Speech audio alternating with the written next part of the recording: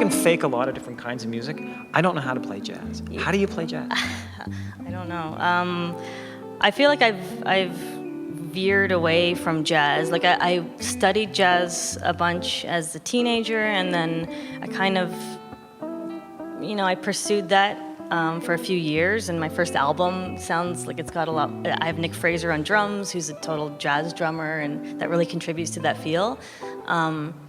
But I never felt like a true jazz guitar player, just because I think it's so much about vocabulary, and if you're going to be a jazz player, you really have to devote a major chunk of yourself to it. I sort of felt that way with blues when I was younger, because I got really into blues, but I realized that I loved the sound of the instruments and I loved some of the guitar playing, but I didn't always love all the music. Yeah. And I certainly didn't love it enough to want to sacrifice being a songwriter or playing other kinds of music. And I felt like the best blues players never play anything else. Yeah. They've made that ultimate sacrifice that I wasn't ever prepared to make. Yeah, exactly.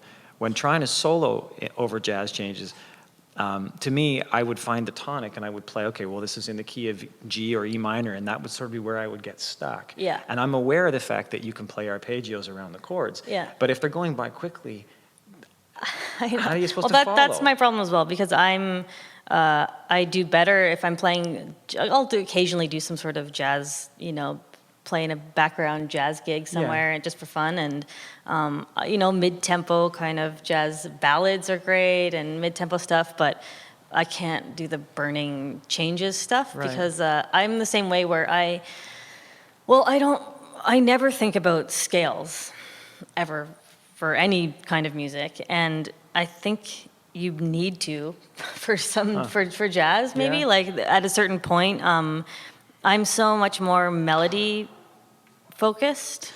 Often what happens for me is that I just when I know that this chord is coming up, I kind of just see like the neck lights up with some options, and I'm not thinking like what the notes are, C sharp, whatever. I don't really know. It would take too long to think like that, but maybe it's not so much scale as chord tones anyway, because those in between notes are always going to sound funny. Do you consider yourself, are you like a tough band leader?